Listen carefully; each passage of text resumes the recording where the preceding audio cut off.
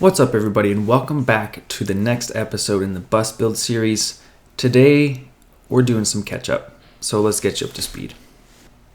In my last video we closed a hole in the ceiling left by the emergency exit, but the previous time working inside was taking off the ceiling panels and installation.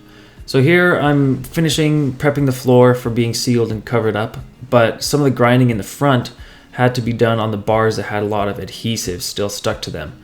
And that adhesive just balled up and flew all over the bus and made a big mess for me to clean up later. Here is a pile of wires, which I've slowly untaped and unwound from here, where they go down the black hole of wire hell, down through there, and then somewhere in the dash where they receive their power. So that's this whole wad that I've taken out and left here. I don't know how much farther I can get rid of them, but they were intertwined with all these all the way around here. Woo, woo, woo, woo, woo, woo, woo, woo. All the way back to there. Now all that remains, all that these are power to my flashers and my tail lights and the speakers. I didn't pull those out because I don't know if I'm going to keep the speakers in or what.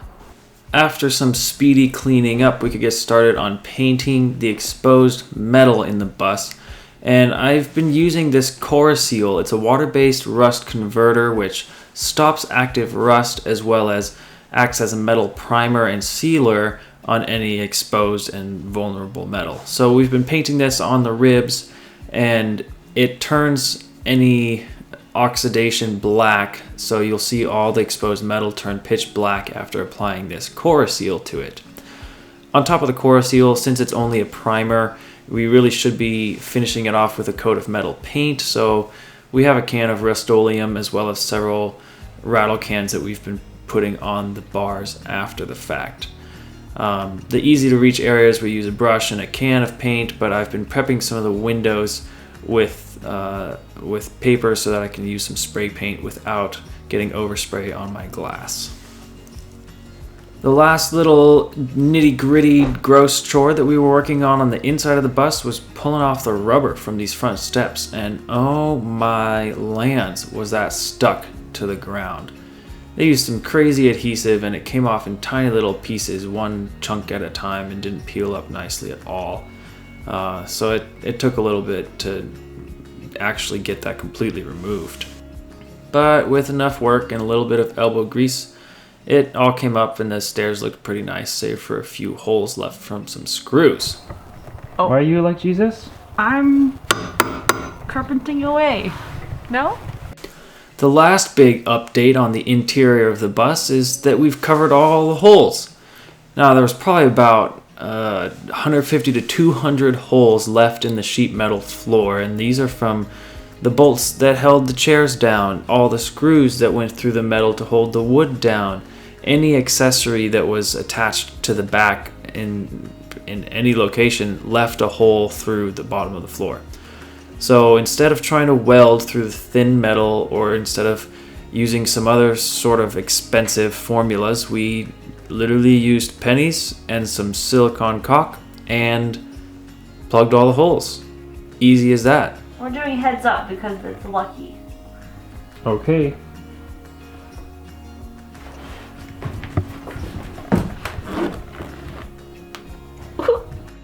Moving on to the outside of the bus, there was a whole long list of things that we had to do before I can start investing money on the inside. And primarily that's keep the rain out. Now, it's March right now, so there's some rain from time to time, so it's a good time to be working on weatherproofing. If it was summer and I would say, it's okay, then I'd have big problems when it comes to winter. So we gave the roof a really good scrub down before we started removing accessories like the little ID lights and patching the hole in the ceiling like I showed you in the last video.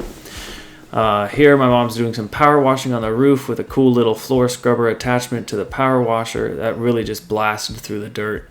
After this, I spent a good day up there in the sun with a random orbital sander, just grinding away at the paint, because before you apply any other kind of paint on top, you got to give it a little sand to give it something to stick to. I also spent quite a while scraping away in the seams, like right there between the sheet metal and the fiberglass hood that covers the back and the front end, because there's old dried up silicone in there that I needed to replace in order to actually get a new weatherproof seal on that seam. So a lot of work went into the roof, and that's where we're at right now, is getting that roof finalized before we put a layer of paint on it. And with a fresh layer of bright white reflective paint on the whole roof area, it's gonna look very clean, and I'm stoked to get that out in the next video. And we're back out here after doing a full day of sanding yesterday. I think almost all the sanding's done, so we're gonna catch up on a little bit of that, but we're also gonna patch some of the holes in the fiberglass. And to do that, we're gonna use some fiberglass resin along with some little chunks of fiberglass mat. Make sure that all those holes are plugged and filled up so we don't got any leaks or weaknesses. So this is my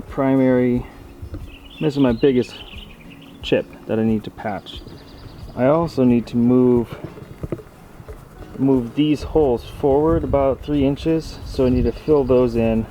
We'll try it with the fiberglass resin, but if that doesn't work, I'll use some Bondo paste hole patcher for that area. But we're gonna first try it out here and see how it goes.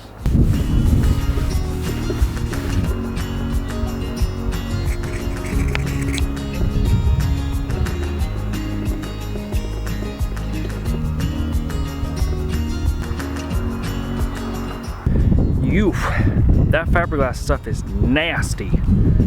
Got it on my fingers and it dripped down the bus and it's all on a rag, so oof, it's kind of gross. But hopefully that dries nice and hard, nice and waterproof. Believe it or not, I don't plan to drive around picking up a bunch of little kids everywhere I go. Today, we're taking off some more accessory lights. Up here in the top corners of the bus, there are some red and amber flashers that are used for children duty. When you're picking up kids, when you gotta stop all the cars in the street. Well, technically, one, I don't need those. Two, I'm not allowed to use them. So I'm gonna take them off. Gonna take the whole fixtures off, get rid of them, and patch them over with a similar technique that I used for covering the hole in the top. So let's get to it.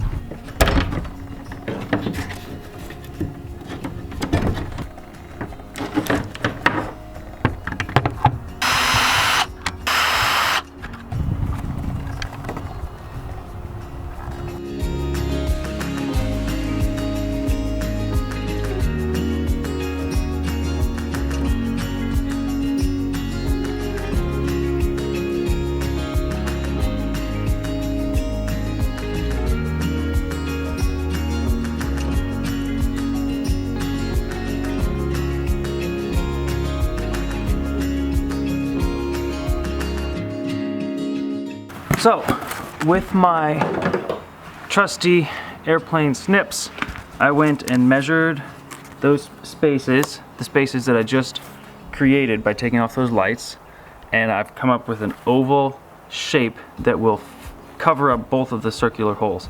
I'd rather do one patch to cover 2 holes than 2 separate patches to cover 2 separate holes. And I think it'll look nice up in the top corners, you know? It's not gonna stick out, but you know, this could be a subtle shape of a, you know, oval patch up in the corners. Yeah, so I measured the distance between my holes that I actually need to hit, and then gave it a little bit of space on the edge so that I have enough coverage to make sure I cover all the holes and I can get my rivets in the right spots. So I'm gonna go cut out 4 of these, 2 for the front, 2 for the back, out of the same piece of sheet metal that I used for the roof patch.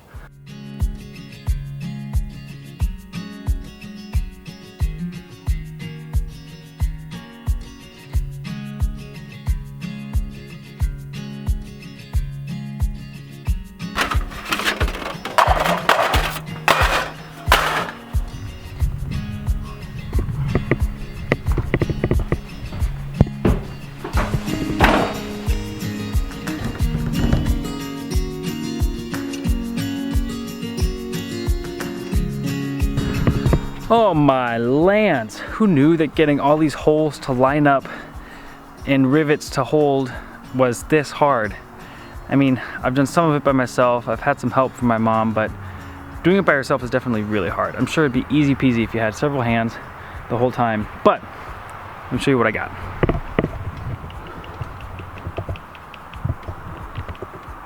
We have first patch set in place with rivets in their holes. Nothing's set in stone yet, but that's good progress. Next step is I'm going to take it all off, stick the rivets in my pocket, run some caulk along the inside edge of the back side of that patch, and then we're going to start riveting, getting this thing set there for good.